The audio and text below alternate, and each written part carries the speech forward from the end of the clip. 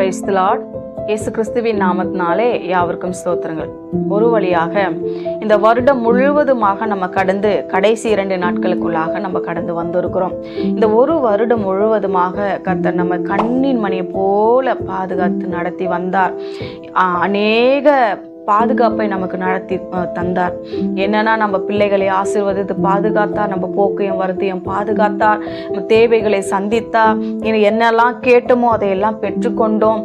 அநேக நன்மைகளை நமக்கு செய்திருக்கிறார். நம்மளுடைய குடும்ப தேவைகள் அத்தனையும் சந்தித்திருக்கிறார். நம்ம திருப்தியாய் நடத்திருக்கிறார். ஆசீர்வதித்து எந்த ஒரு நோயோ பலவீனங்களோ சுகவீனங்களோ நம்மளை தொடாதபடிக்கு ஜீவனோடு சுகத்தோடு பலத்தோடு நம்மை கொண்டு வந்து நிறுத்தி இருக்கிறார். அதற்கு நம்ம எண்ணத்தை செலுத்துவோம். இப்படியா நம்ம சங்கீதத்தில் வாசிக்கிறோம்.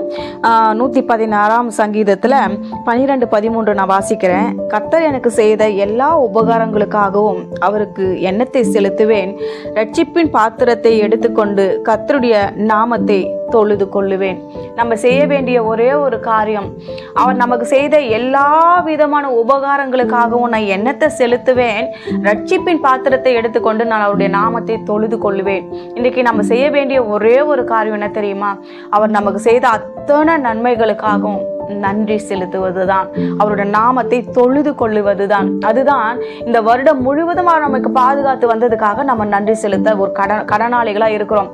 யாரோ ஒரு வழி போக்குறோ, ஒரு நண்பரோ, நம்மளுடைய உறவினரோ ஒரு நன்மையை செய்து விட்டால் ஃபோன் பண்ணியாவது லெட்டர் போட்டாவது இல்லை எப்படியோ ஒன்று அவங்களுக்கு ஒரு தேங்க்ஸ் அப்படின்ற ஒரு வார்த்தையை நம்ம சொல்லிடுறோம். ஆனால் இந்த வருடம் முழுவதும் அற்புத விதமாக நம்மளை நடத்தி வந்தா நம்ம நிற்பதும் நிர்மூலமாகாமல் இருப்பதும் தேவனுடைய சுத்த கிருபை. அப்போ அவருக்கு நம்ம எவ்வளவு நன்றிகளை ஏறெடுக்க நம்ம கடனாளிகளாக இருக்கிறோம். எல்லாரும் கண்களை மூடி நம்ம ஒவ்வொரு வார்த்தைகளாக சொல்லி சொல்லி ஸ்தோத்திரம் செலுத்துவோம். என்னோடு கூட பார்க்கிறவர்கள் நீங்கள் என்ன பண்ணுங்க, நான் எல்லாவற்றையும் சொல்லும் பொழுது ஸ்தோத்திரம் ஸ்தோத்திரம் என்று சொல்லி உங்களுடைய நன்றியை தேவனுக்கு தெரியப்படுத்துங்க. செபிக்கலாமா?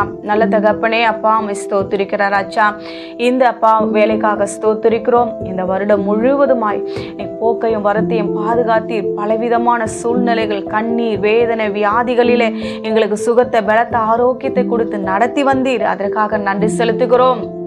கொடுத்த ஆசீர்வாதத்துக்காக ஸ்தோத்திரம், கொடுத்த பலத்துக்காக ஸ்தோத்திரம், கொடுத்த சமாதானத்துக்காக ஸ்தோத்திரம், சந்தோஷத்துக்காக ஸ்தோத்திரம், நிறைவான ஆசீர்வாதங்களுக்காக ஸ்தோத்திரம், பாதுகாப்புக்காக ஸ்தோத்திரம்.